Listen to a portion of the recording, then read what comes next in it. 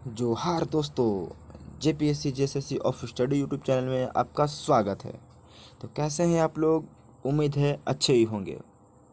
दोस्तों, आज हम लोग देखने वाले हैं प्राचीन काल में झारखंड। दोस्तों, प्राचीन काल में झारखंड को शुरू करने से पहले दोस्तों हम लोग आज कुछ अलग करने वाले हैं। दोस्तों, भारतीय संविधान में विभिन्न देशों से लिए गए प्रावधान को देखने वाले दोस्तों हमारा इस क्लास लेने का मकसद ये है कि भारत के साथ साथ, भारतीय संविधान के साथ साथ झारखंड का इतिहास को पढ़ते हुए भारतीय संविधान को मजबूत करें, अपना पॉलिटिकल को मजबूत करें। दोस्तों, तो चलिए क्लास को शुरू करते हैं। दोस्तों, इससे पहला क्या है कि यूएसए, अमेरिका, संयुक्त राज्य अमेरिका से क्या लिया गया है दोस्तों? हम भारत के लोग मूल अधिकार या मौलिक अधिकार, स्वतंत्र न्यायपालिका, सर्वोच्च न्यायालय दोस्तों, राष्ट्रपति पर महाभियोग और उपराष्ट्रपति पद महत्वपूर्ण है। दोस्तों, ये सभी बातें लिए गए हैं। जैसे कि आपने देखा, हम भारत के लोग, जब हम लोग भारतीय संविधान को पढ़ते हैं तो उसमें प्रस्तावना में दिया गया दोस्तों, ठीक है, मौलिक अधिकार 12 से 35 अनुच्छेद दोस्तों, याद कीजिए आप लोग, 12 से 35 अनुच्छेद, ठीक है। स्वतंत्र न्यायपालिका, सर्वोच्च न्यायालय दोस्तों, राष्ट्रपति पर महाभियोग लगाने के लिए, ठीक है, उपराष्ट्रपति पद लिया गया है। चलिए दोस्तों आगे देखते हैं। दूसरा नंबर क्या है दोस्तों? ब्रिटेन से क्या लिया गया दोस्तों? विधि का शासन, संसदीय शासन प्रणाली, एकल नागरिकता, द्विसदनीय व्यवस्था दोस्तों, इसको एक्ट में लिया गया, ठीक है, 1919 के एक्ट में लिया गया। याद कीजिएगा और याद रखिएगा। विधि निर्माण प्रक्रिया, विधायिका के अध्यक्ष की भूमिका, संसदीय विशेषाधिकार, ठीक है दोस्तों। चलिए तीसरा नंबर देते हैं। तीसरा नंबर में क्या है दोस्तों? कनाडा से क्या लिया गया है? संघीय व्यवस्था, शक्तियों का वितरण, केंद्र द्वारा राज्य का राज्यपाल, सर्वोच्च न्यायालय का परामर्श, संघात्मक विशेषता, ठीक है दोस्तों। याद रखिएगा, याद नहीं होगा कोई बात नहीं, हम इसको बार बार रिवाइज करवाएंगे दोस्तों, आपको याद हो जाएगा, ठीक है। चलिए दोस्तों आगे देखते हैं। चौथा नंबर, दक्षिण अफ्रीका से दोस्तों क्या लिया गया है? संविधान संशोधन, वेरी इंपॉर्टेंट दोस्तों, संविधान संशोधन की प्रक्रिया लिया गया है। कौन सा अनुच्छेद दोस्तों? 368 आर्टिकल नंबर, ठीक है, याद रखिएगा। राज्यसभा सदस्यों के निर्वाचन, ठीक है, राज्यसभा सदस्यों के निर्वाचन। ऑस्ट्रेलिया से क्या लिया गया दोस्तों? ऑस्ट्रेलिया से समवर्ती सूची दोस्तों, 7वीं अनुसूची में रखा गया दोस्तों, संघ सूची, समवर्ती सूची और राज्य सूची, ठीक है दोस्तों। चलिए दोस्तों, व्यापार, वाणिज्य, समागम संबंधी स्वतंत्रता, संसद के दोनों सदनों का संयुक्त बैठक और प्रस्तावना की भाषा, ठीक है दोस्तों। ये सब ऑस्ट्रेलिया से लिया गया है, बस इतना याद रहेगा। समवर्ती सूची, ठीक है, व्यापार, वाणिज्य, एकदम इंपॉर्टेंट क्वेश्चन दोस्तों, ये सब याद रखिएगा। चलिए दोस्तों, क्या है? आयरलैंड से क्या लिया गया है? राज्य के नीति निर्देशक तत्व दोस्तों, राज्य के नीति निर्देशक तत्व आयरलैंड से, नीति आय, ठीक है दोस्तों, याद रखिए इस तरह से। राष्ट्रपति के निर्वाचन की पद्धति, ठीक है, राज्यसभा में सदस्यों का नामांकन, ये सब कहाँ से लिया गया दोस्तों? आयरलैंड से, ठीक है। फ्रांस से क्या लिया गया दोस्तों? गणतंत्रात्मक व्यवस्था, स्वतंत्रता, समानता एवं बंधुत्व का सिद्धांत लिया गया दोस्तों। कहाँ से? फ्रांस से लिया गया है। चलिए दोस्तों आगे देखते हैं। 8वां नंबर में क्या दिया दोस्तों? 8वां नंबर में रूस, रसिया, ठीक है दोस्तों, वर्तमान नाम रूस। इसे क्या लिया गया दोस्तों? मौलिक कर्तव्य। कौन सा अनुच्छेद दोस्तों, बताइए कौन सा अनुच्छेद? 51A, ठीक है दोस्तों, 51A मौलिक कर्तव्य। प्रस्तावना में सामाजिक, आर्थिक और राजनीतिक, ठीक है दोस्तों, लिया गया है। जर्मनी से क्या लिया गया दोस्तों? आपातकालीन की समस्या, मौलिक अधिकारों का स्थगन, ठीक है दोस्तों, कहाँ से लिया गया है? जर्मनी से। ठीक है दोस्तों, जापान से क्या लिया गया है? विधि द्वारा स्थापित प्रक्रिया। दोस्तों इससे हमारा ये सिद्ध होता है कि हम लोग हमेशा बार बार इसे रिवाइज करेंगे दोस्तों, ताकि हमारे दिमाग में ये सेट हो जाए। ये चीज़ सेट कैसे करना दोस्तों? ये चीज़ हम करवा देंगे, सिर्फ आप लोग इस क्लास पर लगातार बने रहें। और दोस्तों इस क्लास को अंतिम तक देखें, एकदम स्किप ना करें। दोस्तों अब हम लोग अपना टॉपिक पर आते हैं। क्या टॉपिक है दोस्तों? प्राचीन काल में झारखंड। ठीक है, शुरू करते हैं। प्राचीन काल में झारखंड को दोस्तों 4 भागों में बांटा गया। पहला दोस्तों क्या? मौर्य काल। दूसरा क्या? मौर्योत्तर काल। तीसरा क्या दोस्तों? गुप्त काल। चौथा क्या दोस्तों? गुप्तोत्तर काल। दोस्तों आज हम लोग मौर्य काल को और मौर्योत्तर काल को देखने वाले हैं। आज हम लोग सिर्फ 2 टॉपिक में देखेंगे दोस्तों, और अगले दिन दोस्तों गुप्त काल और गुप्तोत्तर काल को देखेंगे। ठीक है दोस्तों, चलिए अब क्लास में हम लोग शुरू करते हैं। ठीक है दोस्तों, चलिए प्राचीन काल में झारखंड का सबसे पहला टॉपिक क्या है दोस्तों? मौर्योत्तर काल। मौर्योत्तर काल में क्या है दोस्तों? मौर्य काल। मौर्य साम्राज्य। अब ये सिद्ध होता है दोस्तों, मौर्य काल से हमें ये सिद्ध होता है कि मौर्य साम्राज्य का स्थापना कौन किए थे। ठीक है दोस्तों, तो मौर्य साम्राज्य के संस्थापक कौन है दोस्तों? बताइए। तो ये है, कौन है बताइए? यह है चंद्रगुप्त मौर्य। ठीक है दोस्तों, चंद्रगुप्त मौर्य। दोस्तों शॉर्ट में लिखते हैं, पूरा लिखने में ज़्यादा टाइम बीतेगा दोस्तों, जो कि आप लोग समय का अहमियत बहुत समझते हैं। ठीक है, शॉर्ट में लिखेंगे आपको समझ आइएगा। तो चंद्रगुप्त मौर्य संस्थापक है दोस्तों। मौर्य साम्राज्य के चंद्रगुप्त मौर्य संस्थापक है। यह स्थापना कब की थी दोस्तों? यह 322 ईसा पूर्व में किए थे। ठीक है, अपना गद्दी पर बैठे थे। कहाँ पर दोस्तों? मगध की गद्दी पर बैठे थे। कौन दोस्तों? चंद्रगुप्त मौर्य। ठीक है दोस्तों, हम लोग भारत से रिलेटेड करके आएंगे, तब झारखंड को हम लोग समझेंगे दोस्तों। ठीक है, जब तक भारत को रिलेटेड नहीं करेंगे तब तक झारखंड को हमें समझ में नहीं आएगी।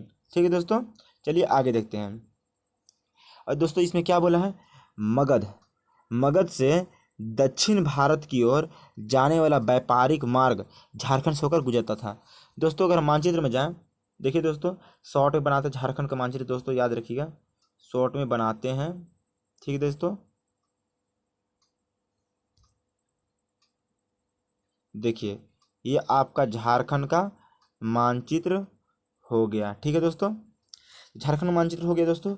तो मौर्य जो चंद्रगुप्त मौर्य थे वो तो एक तरफ से मगध यानी उत्तर प्रदेश, ठीक है दोस्तों, तो इधर से जो व्यापारिक मार्ग था दोस्तों झारखंड से होकर के गुजरता था। ठीक है दोस्तों, इधर उड़ीसा क्षेत्र, पश्चिम बंगाल क्षेत्र पूरा दोस्तों इधर आता था।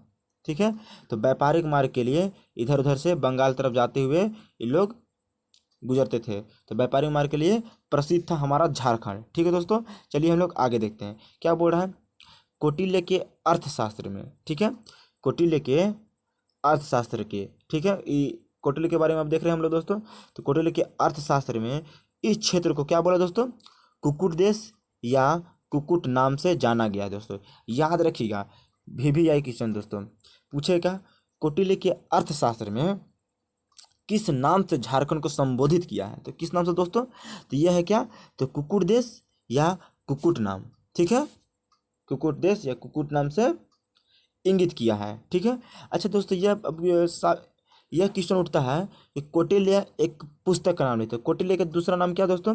तो विष्णुगुप्त। क्या दोस्तों? विष्णुगुप्त या चाणक्य। ठीक है दोस्तों, इनका 3 नाम होता है। ठीक है, अब यह सिद्ध होता है कि जो कौटिल्य एक पुस्तक लिखे थे दोस्तों। पुस्तक का नाम क्या दोस्तों? तो वह दोस्तों अर्थशास्त्र। अर्थशास्त्र पुस्तक में किस किस चीज़ के बारे में उल्लेख किया गया है दोस्तों? किस चीज़ के बारे में दोस्तों? राजनीति के बारे में। किस चीज़ के बारे में उल्लेख किया गया है? तो राजनीति के बारे में कौटिल्य के अर्थशास्त्र में किया गया है। ठीक है दोस्तों, चलिए आगे देखते हैं क्या बोल रहा है दोस्तों। कौटिल्य के अनुसार कुक्कुट देश गणतंत्रात्मक शासन प्रणाली स्थापित थी। दोस्तों पहले अभी हम लोग का भारत स्वतंत्र है, ठीक है, लेकिन इससे पहले गणतंत्र था दोस्तों। जिस तरह से यहाँ पर लोगों का शासन चलता था, ठीक है दोस्तों।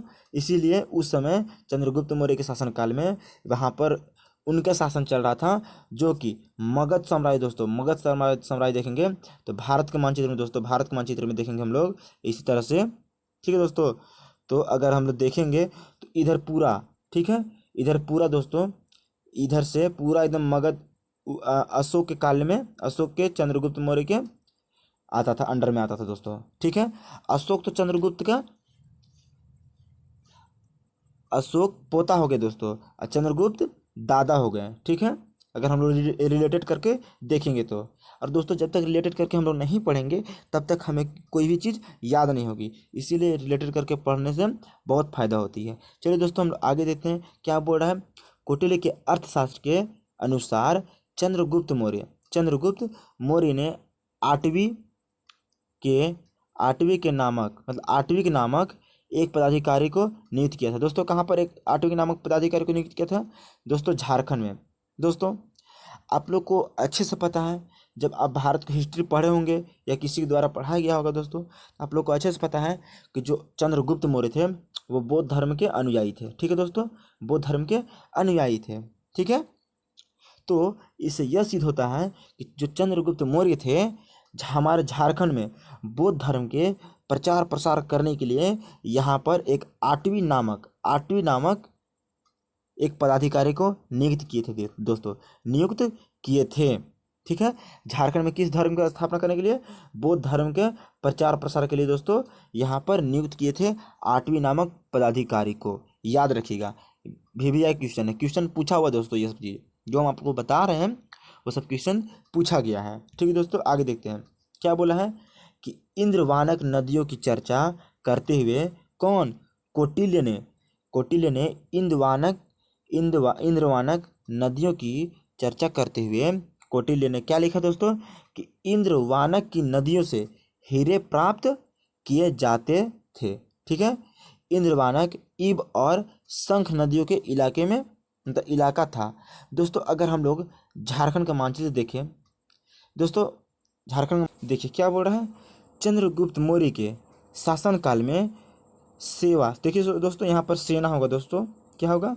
सेना। ठीक है, सेना के प्रयोग के लिए झारखंड से हाथियों को मंगवाया जाता था दोस्तों। झारखंड एक तरफ से देखें हम लोग, झारखंड में बहुत सारे हाथी पाए जाते थे दोस्तों उस समय के शासनकाल में भी दोस्तों, और अभी भी हमारा झारखंड हाथी, जो दोस्तों हाथी है वो झारखंड का राजकीय पशु है दोस्तों। ठीक है, हाथी राजकीय पशु भी है। अभी आपको पता होगा कि झारखंड में बहुत सारे हाथी पाए जाते हैं दोस्तों, बहुत सारे हादसे भी होते हैं हाथी की वजह से। ठीक है दोस्तों, इसमें क्या बताया गया है कि उस समय जब सैनिक लोग जब वो लोग किसी भी कारण में, जैसे किसी भी युद्ध में जब वो लोग लड़ाई में जाते थे दोस्तों, युद्ध में जाते थे तो झारखंड से हाथी दोस्तों लाए जाते थे, हाथी झारखंड से लाए जाते थे। ठीक है दोस्तों, झारखंड से हाथी लाए जाते थे। ठीक है, नहीं बन पा रहा दोस्तों लेकिन फिर भी आप लोग समझ जाइए, हाथी लाए जाते थे और यहाँ से ही लेकर के अनेक विद्रोह में हाथी लेकर के जाते थे और युद्ध को करते थे। चलिए दोस्तों आगे हम लोग देखते हैं क्या बोला है। अशोक मौर्य काल में अशोक के आगे क्या बोल रहे थे दोस्तों? अशोक के 13वें शिलालेख में झारखंड क्षेत्र को आठवीं प्रदेश कहा है, जो बघेलखंड से उड़ीसा के विस्तृत थी। तो दोस्तों यह सिद्ध होता है कि दोस्तों जब हम लोग झारखंड, हम आपको थोड़ा देर पहले बताया कि झारखंड का मानचित्र हम लोग देखे यहाँ से दोस्तों। ठीक है, मानचित्र के हिसाब से देखेंगे दोस्तों तो आपको श्योर याद हो जाएगा, ये मुझे यकीन है। ठीक है, तो दोस्तों अब हम लोग देखें झारखंड का मानचित्र। ठीक है, इसमें क्या बताया है कि आठवीं, ठीक है, आठव और आठवीं प्रदेश। ठीक है दोस्तों, जब हम लोग ये चीज़ देखते हैं, ठीक है, जब हम लोग ये चीज़ देखते हैं तो इसमें क्या बोला है? बघेलखंड और उड़ीसा बोला है दोस्तों। तो यहाँ पर देखें दोस्तों, यहाँ से, ठीक है, यहाँ से पूरा, है ना। इधर कौन सा क्षेत्र आता है दोस्तों, इधर इधर दोस्तों पश्चिम बंगाल है दोस्तों, पश्चिम बंगाल, आपको अच्छे से पता होगा पश्चिम बंगाल, ठीक है। इधर नीचे है उड़ीसा, मतलब दक्षिण क्षेत्र में उड़ीसा, पूर्व में पश्चिम में दोस्तों। तो इधर दोस्तों पूर्ण रूप से समुद्र तट की एरिया था दोस्तों। उड़ीसा सटा हुआ बंगाल की खाड़ी सटा हुआ ना दोस्तों। तो यहाँ तक आता था अशोक के शासनकाल में, जो कि उड़ीसा का कुछ क्षेत्र, झारखंड का लगभग पूरा आ जाता दोस्तों, झारखंड का लगभग पूरा आ जाता था, और आटव और आटविक प्रदेश जो कि कहा है दोस्तों, झारखंड क्षेत्र को भी झारखंड क्षेत्र भी इसमें शामिल था दोस्तों। तो झारखंड को भी कहा है, क्या कहा है दोस्तों, तो आठवीं, आटव, आटविक दोस्तों। कहते हैं क्या, कि मुश्किल नहीं कुछ भी इस दुनिया में, मुश्किल नहीं कुछ भी इस दुनिया में दोस्तों, मुश्किल नहीं कुछ भी इस दुनिया में, तू जरा कोशिश तो कर, तू जरा कोशिश तो कर, ख्वाब बदलेंगे हकीकत में, तुम जरा हिम्मत तो कर। दोस्तों चलिए आगे देखते हैं क्या बोल रहा है। अशोक के पृथक कलिंग, अशोक के पृथक कलिंग शिलालेख में, अशोक के पृथक अशोक के पृथक शिलालेख में, कलिंग शिलालेख में वर्णित है कि, क्या वर्णित दोस्तों, मतलब अशोक के पृथक कलिंग शिलालेख, कलिंग शिलालेख में क्या बोला दोस्तों, कि इस क्षेत्र के इस क्षेत्र के अजीवित जनजाति, इस क्षेत्र की अजीवित जनजातियों को मेरे धर्म का आचरण करना चाहिए, ताकि झारखंड से जनजाति लोग को परलोक प्राप्त हो सके। दोस्तों इसका मतलब समझाते हैं। इसका मतलब क्या है दोस्तों, कि जो चंद्रगुप्त मौर्य थे वो भी बौद्ध के अनुयायी थे, ठीक है दोस्तों। समुद्रगुप्त थे दोस्तों, समुद्रगुप्त थे पहले जैन का, ठीक है, समुद्रगुप्त जैन का। लेकिन अशोक थे दोस्तों, अशोक भी बुद्ध का थे, ठीक है, बुद्ध के अनुयायी थे। उन्होंने अशोक भी जिस तरह से दोस्तों हम लोग देखें, क्या देखें दोस्तों, तो यहाँ पर जो चंद्रगुप्त मौर्य थे दोस्तों, उसने बताया है कि झारखंड में आटविक नामक एक पदाधिकारी को नियुक्त किया था। किस लिए नियुक्त किया था दोस्तों, झारखंड में बौद्ध धर्म को प्रचार प्रसार करने के लिए। उसी तरह से अशोक ने भी अपने दादा के बताए अनुसार, अपने दादा के राह पर चले अनुसार, उन्होंने क्या किया दोस्तों, उन्होंने झारखंड में भी बौद्ध धर्म के प्रचार प्रसार के लिए दोस्तों यहाँ पर किसको नियुक्त किया, बताइए, यहाँ पर प्रचार प्रसार के लिए भेजे। और फिर क्या बोले, कि ताकि यहाँ के जनजाति लोगों को लोक और परलोक प्राप्त हो सके। ये इन्होंने कहा कहाँ पर दोस्तों, तो पृथक शिलालेख, ठीक है दोस्तों, पृथक शिलालेख में, अशोक के पृथक शिलालेख, या ऐसे को बोलेंगे दोस्तों अशोक के 13वें शिलालेख, ठीक है दोस्तों। इसी को हम लोग पृथक जगह में दोस्तों यहाँ पर 13वें भी हम लोग लिख सकते हैं, है ना, 13वें शिलालेख, 13वें शिलालेख में, ठीक है। अशोक के 13वें शिलालेख में क्या लिखा दोस्तों, कि झारखंड जनजाति को लोक परलोक प्राप्त हो, धर्म के लिए यानी बौद्ध धर्म के लिए, अगर यहाँ पर रहे मानेंगे तो उसके लिए ये होगा, ठीक है दोस्तों। चलिए आगे देखते हैं क्या बोला दोस्तों, अशोक ने झारखंड में बौद्ध धर्म प्रचार प्रसार हेतु रक्षित नामक पदाधिकारी को भेजा। देखिए दोस्तों, हम थोड़ा देर पहले आपको बताएं किससे भेजा था, चंद्रगुप्त मौर्य भेजा था किसको, आटविक नामक पदाधिकारी, किसको दोस्तों, आटविक, ठीक है, आटविक नामक पदाधिकारी भेजे थे। और इसी तरह से अशोक ने किसके भेजा दोस्तों, अशोक रक्षित नामक व्यक्ति, ठीक है दोस्तों, रक्षित, याद रखिएगा, रक्षित नामक व्यक्ति को भेजे थे। भी आई क्वेश्चन दोस्तों ये सब चीज़, ठीक है, स्टार मार्क लगाइएगा इसको। तो क्या बोला दोस्तों, कि चंद्रगुप्त मौर्य आटविक नामक पदाधिकारी को भेजे थे झारखंड में, ठीक है, धर्म का प्रचार प्रसार करने के लिए। और उसी तरह से अशोक ने रक्षित नामक व्यक्ति को भेजे थे, ताकि बौद्ध धर्म प्रचार प्रसार हो सके, ठीक है दोस्तों। चलिए आगे देखते हैं, आगे क्या बोला दोस्तों, देखिए अब दोस्तों यो मौर्य काल खत्म हो गया दोस्तों। अब हम लोग देखेंगे मौर्योत्तर काल को देखेंगे। चलिए दोस्तों, क्या इसमें बोला मौर्योत्तर काल में? सिंहभूम, सिंहभूम क्षेत्र से। सिंहभूम दोस्तों, सिंहभूम हम लोग कहाँ पर है बताइए? सिंहभूम कहाँ पर है बताइए दोस्तों? सिंहभूम क्षेत्र दोस्तों, सिंहभूम क्षेत्र आता है आपको पूर्वी सिंहभूम, पश्चिम सिंहभूम और सरायकेला खरसावां। यह तीनों जिला दोस्तों दिख रहा है आपको। यहाँ से आपका हो गया पश्चिम सिंहभूम, यहाँ से आपका सरायकेला खरसावां, और इधर हो गया आपको दोस्तों पूर्वी सिंहभूम, इधर हो गया पूर्वी सिंहभूम, ये हो गया पश्चिम सिंहभूम, ये हो गया सरायकेला खरसावां। ठीक है, याद रखिएगा। इसमें क्या बोला आपको कि सिंहभूम से रोमन साम्राज्य के, देखिए दोस्तों, रोमन साम्राज्य के सिक्के सिंहभूम क्षेत्र से प्राप्त हुए हैं। ठीक है, रोमन साम्राज्य के सिक्के कहाँ से प्राप्त हुए हैं दोस्तों? सिंहभूम क्षेत्र से प्राप्त हुए हैं, जिससे झारखंड के वैदिक संबंधों का पुष्टि होती है, मतलब वैदिक संबंधों की पुष्टि होती है। मतलब दोस्तों, रोमन साम्राज्य के सिक्के कहाँ से प्राप्त हुए हैं? स्टार लगाइए, कहाँ से प्राप्त हुए हैं? हर एक क्वेश्चन दोस्तों पूछा गया है। कहाँ से लगा, कहाँ से दोस्तों? सिंहभूम क्षेत्र से। ठीक है, याद रखिएगा। चलिए दोस्तों, आगे हम लोग देखते हैं क्या बोल रहा है। चाईबासा, चाईबासा दोस्तों कहाँ पर है? तो अभी थोड़ा देर पहले हम बताएं, बताइए बताइए दोस्तों। यह दोस्तों आपका पश्चिम सिंहभूम में चाईबासा दोस्तों, कोल्हान प्रमंडल। देखिए देखिए देखिए देखिए दोस्तों, देखिए दोस्तों, यह है पश्चिम सिंहभूम में कोल्हान प्रमंडल। ठीक है, कोल्हान प्रमंडल में 3 जिला, कौन कौन दोस्तों? पूर्वी सिंहभूम, पश्चिम सिंहभूम, सरायकेला खरसावां। ठीक है, सरायकेला खरसावां। यह दोस्तों क्या बोला है? अब देखिए हम लोग सराय कोल्हान एक दोस्तों प्रमंडल है, तीनों क्षेत्र कोल्हान प्रमंडल में आते हैं, तीनों जिला।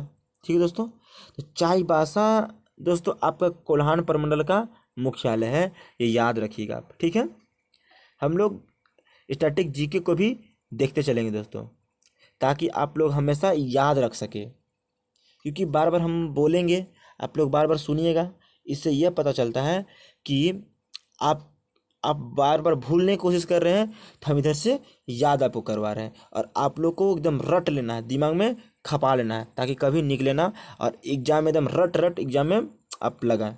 ठीक है दोस्तों, यहाँ क्या बोला है कि चाईबासा से है, चाईबासा से, यहाँ पर दोस्तों जहाँ पर हम टिक लगाए यहाँ पर, चाईबासा से आपका क्या मिला दोस्तों? चाईबासा से बताइए। ये दोस्तों इंडो सीथियन के सिक्के प्राप्त हुए हैं। कहाँ से दोस्तों? चाईबासा से। चाईबासा कहाँ पर है? तो पश्चिम सिंहभूम में है। कहाँ पर है? पश्चिम सिंहभूम में। अब सवाल ये उठता है कि पश्चिम सिंहभूम जिला का स्थापना कब हुआ है? कमेंट कीजिए फटाक से, कब हुआ है? तो पश्चिम सिंहभूम जिला का स्थापना हुआ दोस्तों 1990 में। कब हुआ है? 1990 में। पश्चिम सिंहभूम और पूर्वी सिंहभूम दोनों का स्थापना कब हुआ दोस्तों? 1990 में। ठीक है, कोल्हान प्रमंडल का मुख्यालय कहाँ पर दोस्तों? तो चाईबासा में। ठीक है, चाईबासा में। ठीक है, चाईबासा में। चाईबासा से ही क्या प्राप्त हुआ दोस्तों? इंडो सीथियन के सिक्के प्राप्त हुए हैं। ठीक है, चलिए दोस्तों आगे देखते हैं। अब देखिए दोस्तों, रांची जिला।